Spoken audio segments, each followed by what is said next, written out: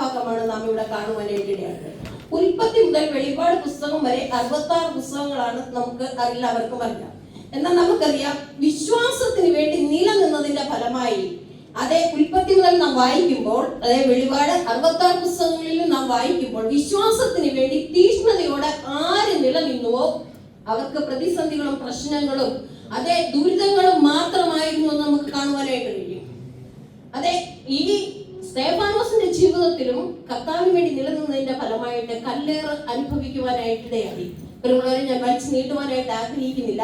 മോശയുടെ ജീവിതത്തിലും അപ്രകാരം തന്നെ അതേ കഷ്ടങ്ങളുടെ മധ്യത്തിലൂടെ അതേ ഇസ്രായേൽ ജനത്തെ നയിച്ചുകൊണ്ട് മിസ്രയീമിൽ നിന്ന് പോകുവാനായിട്ടിടയായി. നാം വീണ്ടും കടന്നു വരുമ്പോൾ മൊർദെഖായിക്കും അതേ ദൈവസന്നിധിയിൽ നിലനിന്നതിന്റെ ഫലമായിട്ട് അതേ കഴുകുമരം വരെ ഒരുക്കിയതായിട്ട് നമുക്ക് കാണുവാനായിട്ട് കഴിയും. അതേ ചെറിയ പ്രവാചകന്മാരും വലിയ പ്രവാചകന്മാരും സങ്കീർത്തനങ്ങളും ഒക്കെ ഈ പുസ്തകത്തിലുണ്ട്. ദാവീദിന്റെ ജീവിതത്തിലും അതേ കടന്നു വരുമ്പോൾ നമുക്കറിയാം, അവിടെ ഇശായിയുടെ വീട്ടിലെ അതേ ഇളയ പുത്രനായി വളർന്നു വന്നു എങ്കിലും നിന്ദകളുടെ മധ്യത്തിലൂടെ കടന്നുപോയി എന്ന് നമുക്ക് കാണുവാനായിട്ട് കഴിയും. സ്വന്തം ഭവനത്തിൽ നിന്ദിക്കപ്പെടുന്ന ഒരവസ്ഥ ദാവീദിന്റെ ജീവിതത്തിലും കൂടി കടന്നുപോയി.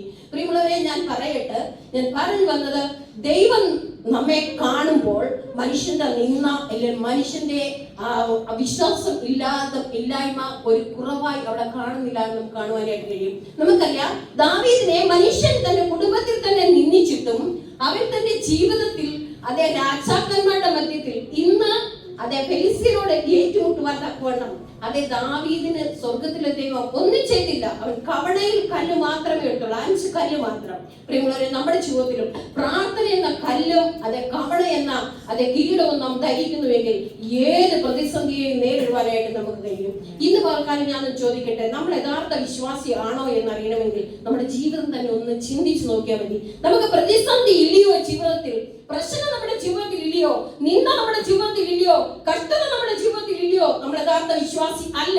എന്നാൽ യഥാർത്ഥ വിശ്വാസി ആകുന്നു എങ്കിൽ നമുക്ക് കഷ്ടതയുണ്ട്, പ്രയാസങ്ങളുണ്ട്. അതുകൊണ്ടാണ് കർത്താവ് പറഞ്ഞത്, ഈ ലോകത്തിൽ നിങ്ങൾക്ക് കഷ്ടമുണ്ട് എങ്കിലും ധൈര്യപ്പെടുവേൻ, ഞാൻ ലോകത്തെ ജയിച്ചിരിക്കുന്നു എന്ന്. അത് നമ്മുടെ ജീവിതത്തിൽ കഷ്ടത വരുമ്പോൾ നാം പിന്മാറി പോകുന്നവരായിട്ടല്ല, നാം ഉറച്ച് ദൈവത്തിന് നിൽക്കുന്നവരായിട്ട് നമുക്ക് തീരുവാനായിട്ട് നമുക്ക് കഴിയണം. നാം ഇന്ന് ക്വസ്റ്റ്യനായിട്ട് വായിച്ച ആ അപ്പോസ്തല പ്രവൃത്തി 21, 22 അധ്യായങ്ങൾ നാം കാണുന്നുണ്ട്. പൗലോസ് അനേക പീഡനത്തിലൂടെ കടന്നുപോയി. എന്നാൽ നാം ഓർക്കണം, പൗലോസ് ദൈവത്തെ അറിയുന്നതിന് മുൻപ് അവൻ ഈ ദേശത്തിന്റെ അധിപതിയായി അതേ തലവന്മാരുടെ മുൻപിൽ അതേ ചങ്കൂറ്റത്തോട് സംസാരിക്കുന്നുണ്ടായിരുന്നു. എന്നാൽ എന്ന് കർത്താവിന്റെ ശബ്ദം കേട്ടു, കർത്താവിന് വേണ്ടി ഇറങ്ങി തിരിച്ചു, അന്ന് മുതൽ ഒരു കഷ്ടത അനുഭവിക്കാനായിട്ടാണ് അതേ ഇടയായത്. പ്രിയമുള്ളവരെ, ഞാൻ പറയട്ടെ, ദൈവത്തിന് വേണ്ടി നാം ഇറങ്ങിത്തിരിക്കുമ്പോൾ നമുക്ക് ഈ ലോകത്ത് കഷ്ടമുണ്ട്. എന്നാൽ നമ്മളെ അതേ നടത്തുന്നവനായ ഒരു കർത്താവ്, ഞാൻ പറഞ്ഞല്ലോ, ഞാൻ പറയാൻ വന്ന ഭാഗം ഇതല്ല. ഞാൻ പറയാൻ പറഞ്ഞ് ഇന്നലെ എനിക്ക് ദൈവത്തോട് ഞാൻ കർത്താവ് മക്കളോട് ഞാൻ എന്ത് പറയണമെന്ന് എനിക്ക് ഇന്നലെ രാത്രി തന്ന ഭാഗം ഒക്കെയാണ് ഈ ദേവദാസൻ ഇന്ന് പകൽക്കാലം പെടുന്നെന്ന് പറയുവാനായിട്ടിടയായത്. കഷ്ടത നമ്മുടെ അവകാശമാണ്.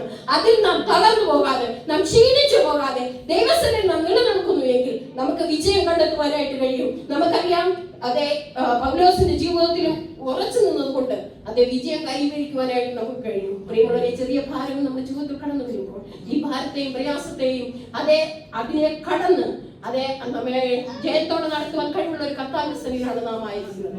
പ്രിയമുള്ളവരെ, അപ്രകാരം ജീവിപ്പാൻ സ്വർഗ്ഗത്തിലെ ദൈവം നമ്മളെല്ലാവരും, എനിക്ക് കൂടുതൽ പറയണമെന്നുണ്ട്, പക്ഷെ സമയമില്ലാത്തതിനാൽ ഞാൻ നിർത്തുന്നു. ദൈവം നമ്മളെല്ലാവരെയും അനുഗ്രഹിക്കട്ടെ. ഒരേപോലെ വിശ്വാസത്തോടെ നിലനിർത്താൻ സ്വർഗ്ഗത്തിലെ ദൈവം നമ്മളെല്ലാവരെയും ഇടയാക്കട്ടെ എന്ന് പറഞ്ഞുകൊണ്ട് എന്റെ എളിയ വചനത്തിൽ നിന്നിരിക്കുന്നു. കർത്താവ് നമ്മളെല്ലാവരെയും അനുഗ്രഹിക്കട്ടെ.